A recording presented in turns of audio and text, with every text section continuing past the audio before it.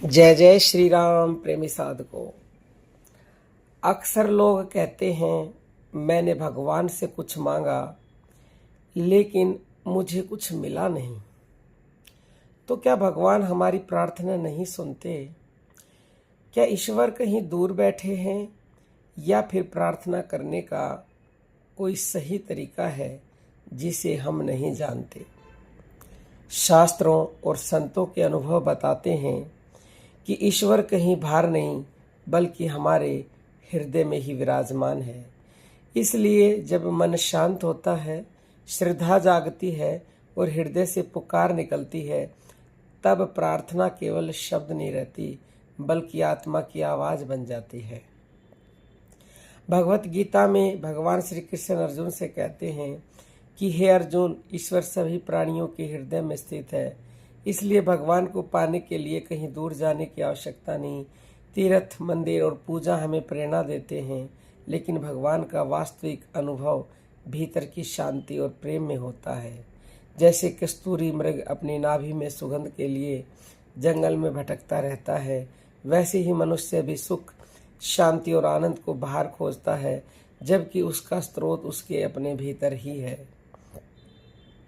कुछ लोग सोचते हैं कि भगवान से कुछ मांगना गलत है, लेकिन भगवत गीता में भगवान स्वयं कहते हैं कि 4 प्रकार के भक्त मेरी शरण में आते हैं, दुखी, जिज्ञासु, अर्थार्थी और ज्ञानी। इसका अर्थ है कि यदि कोई व्यक्ति अपनी पीड़ा में भगवान को पुकारता है, किसी आवश्यकता के लिए प्रार्थना करता है, तो भगवान उसे भी स्वीकार करते हैं।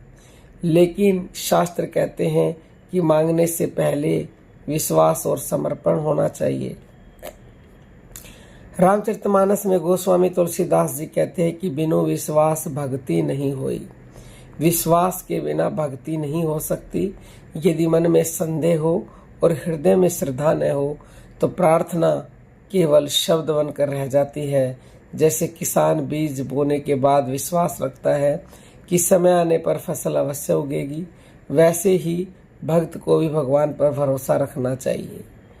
कठोपनिषद में कहा गया है कि आत्मा का अनुभव केवल तर्क, विद्वता या बहुत सुनने से नहीं होता, बल्कि जिस पर ईश्वर की कृपा होती है और जो सच्चे मन से प्रयास करता है वही उसे प्राप्त करता है।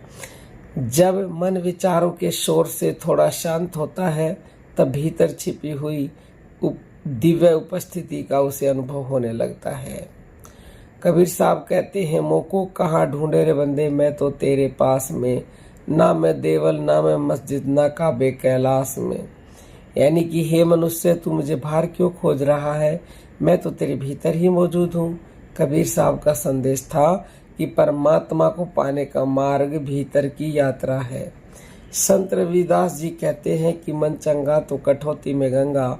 यानी यदि मन निर्मल है और पवित्र है तो साधारण स्थान भी तीर्थ बन जाता है। भगवान बाहरी दिखावे से नहीं बल्कि हृदय की सच्चाई से प्रसन्न होते हैं। श्री रामकृष्ण परमहंस कहा करते थे कि जिस प्रकार रोता हुआ बच्चा अपनी माँ को पुकारता है, उसी प्रकार यदि मनुष्य व्याकुल होकर भगवान को पुकारे तो भगवान अवश्य उत्तर देते हैं और जो हमें चाहिए वो देते हैं। उनका जीवन इस बात का प्रमाण था कि प्रेम और व्याकुलता से की गई प्रार्थना कभी व्यर्थ नहीं जाती। नीम करोली बाबा कहा करते थे कि सबसे प्रेम करो, सबकी सेवा करो और भगवान को याद करो। उनका मानना था कि सेवा और प्रेम के माध्यम से भी ईश्वर की कृपा प्राप्त होती है। रहीमदास जी कहा करते थे कि रहीमन धागा प्रेम का मत तोड़ो चटकाए, टूटे ते फिर ना जुड़े, जुड़े गांठ पड़ जाए। यानी प्रेम और विश्वास का संबंध बहुत कोमल होता है, इसे कभी टूटने नहीं देना चाहिए। भगवान के साथ भी प्रेम और विश्वास का यही संबंध होना चाहिए।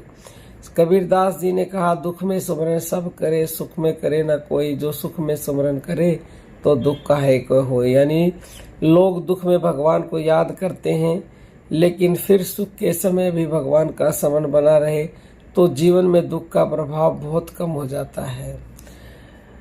शास्त्र कहते हैं कि धन, पद और वैभव से पहले विवेक, भक्ति और सद्बुद्धि हमें भगवान से मांगनी चाहिए, तुलसीदास जी ने कहा है कि जहाँ सुमति तहाँ संपत्ति नाना, और जहाँ कुमति तहाँ विपत्ति निदाना। जहाँ अच्छी बुद्धि होती है वहाँ अनेक प्रकार की समृद्धि आती है, और जहाँ गलत बुद्धि होती है वहाँ संकट जन्म लेते हैं।